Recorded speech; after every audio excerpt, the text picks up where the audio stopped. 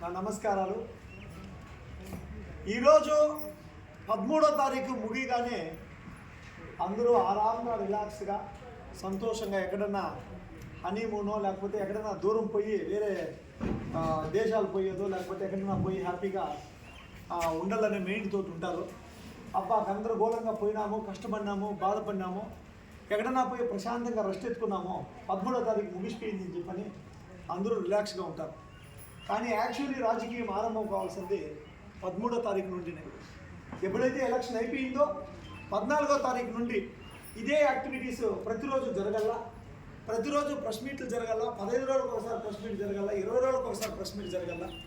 ఒక్కొక్కసారి అభ్యర్థులు కానీ ఎవరైనా అందుబాటులో లేకుండా 24 గంటలు అహర్నిశలు ప్రెస్ మీట్ అనేది కానీ ఈ నియోజకవర్గంలో ఏమేమి జరగాల ఏమేమి జరగదు అనే దానిపైన కానీ తప్పకుండా 100 రూపాయలు ప్రెస్ మీట్ ఫస్ట్గా పూనుకోవాల్సిన పరిస్థితి ప్రెస్ పైన జవాబుదారీ ఉండాలి.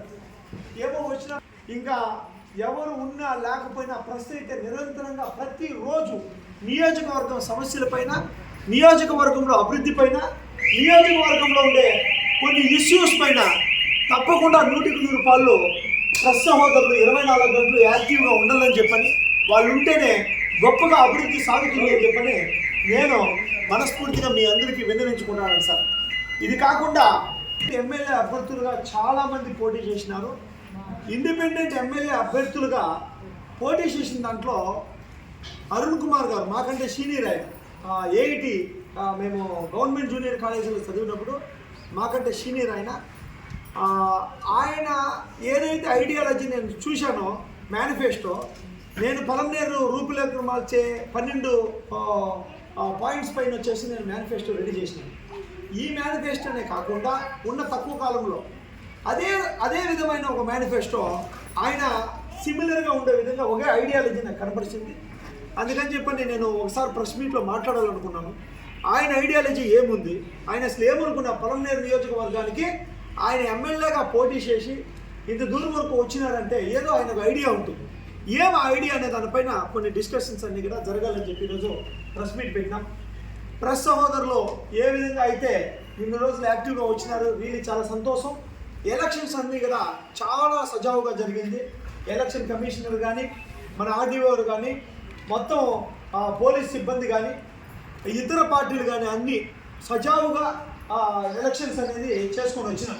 కొన్ని దగ్గర ఘర్షణలు జరిగినప్పటికీ ప్రశాంతంగా పలమనేరులో ఎలక్షన్ అయితే మాత్రం గొప్పగా జరిగినది. అందరికీను సిబ్బందికి అందరికీను నా నమస్కారాలు తెలియజేస్తా ఉన్నాను. అదేవిధంగా అరుణ్ కుమార్ గారు ఏదైతే మేనిఫెస్టో ఇచ్చినారో దాని మీద ఆయన ఒక విజన్ ఏముంది అనేది ఆయన మాటల్లోనే మీరు తెలుసుకోవచ్చు. ప్రెస్ సోదరులకు అందరికీ, అదేవిధంగా శివశంకర్ గారికి, ఇప్పుడు వచ్చేసిన మా అక్క చెల్లెళ్ళందరికీ నమస్కారాలు. నేను ముఖ్యంగా పోటీ చేయడానికి కారణం ఏంటంటే ఒక 10 సంవత్సరాల నుంచి నేను పోటీ చేయాలనుకున్నాను. ముఖ్యంగా దానికి కారణం అంటే నేను గ్రామంలో పెరిగాను, చిన్న పల్లెటూరులో. అక్కడ చాలా సమస్యలు ఉన్నాయి. ముఖ్యంగా నీటి సమస్య, రోడ్డు సమస్య, ఇంకా పేదలకు ఇళ్ళు, అలాంటి చాలా సమస్యలు ఉన్నాయి. దాని మీద నేను అంటే మనకి ఒక అవకాశం దొరికితే ఒక ఎమ్మెల్యే కలిసి చేద్దామని వచ్చాను. ఈరోజు నిన్న ఎన్నికలు జరిగాయి. నేను కూడా దీంట్లో కంటెస్ట్ చేస్తాను ఎన్నికలు అభ్యర్థిగా. ఎన్నికల కోడ్ నుంచి నిన్న పోలింగ్ వరకు పార్టీ పరంగా కార్యకర్తలు కానీ, కేడర్స్ కానీ ఎంతో మా నాయకుడు గెలవాలి, మా నాయకుడు సీఎం కావాలి, మా నాయకుడు వచ్చి ఎమ్మెల్యే కావాలి అనేసి పోటాపోటీ పడి నిద్ర లేకుండా, భోజనాలు లేకుండా చాలామంది వర్క్ చేసినారు. అంటే అన్ని పార్టీలకు సంబంధించిన నాయకులు. అదేవిధంగా మీ గ్రామాల అభివృద్ధి కోసం దానికంటే ఎక్కువ మీరు మీ నాయకులని గెలిచిన తర్వాత ఎవరైనా కావచ్చు, శివశంకర్ గారు గెలవచ్చు, లేదా వేరే నాయకుడు గెలవచ్చు, ఎవరు గెలిచినా మీ ఇప్పుడున్న మీ ఈ పోటీతత్వం ఓట్లు వేయించడానికి ఉన్న పోటీతత్వాన్ని మీ ఊరి గ్రామాలకి అభివృద్ధి కోసం కానీ, మీ పట్టణ అభివృద్ధి కోసం కానీ దీనికంటే ఎక్కువ పోరాడితే మన నియోజకవర్గం ఎక్కడో వెళ్ళిపోతుంది అభివృద్ధికి. ఈరోజు చూస్తే నేను వెళ్తూ ఉంటే గన్ని గ్రామాలకు వెళ్ళాను. ఒక ప్రెగ్నెంట్ లేడీ ఒక ఈది వదిలి ఇంకో ఈదికి నీళ్లు తీసుకోవడానికి వెళ్తుంది బిందెలో.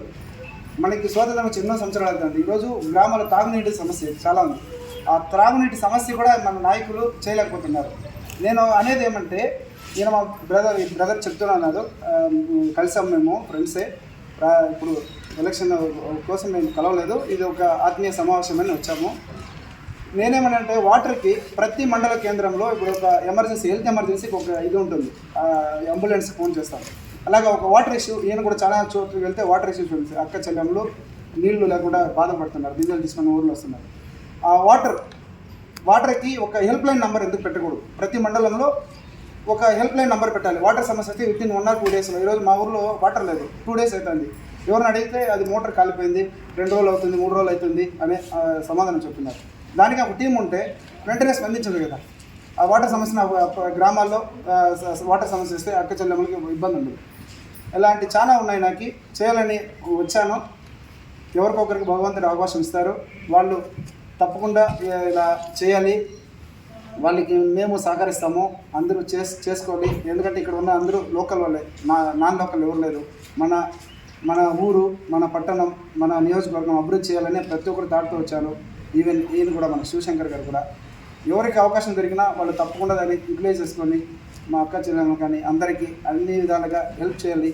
ఒక హాస్పిటల్ పరంగా కానీ అన్ని పరంగా రావాలనేసి నేను ఒక మేనిఫెస్టో తయారు చేసుకున్నాను.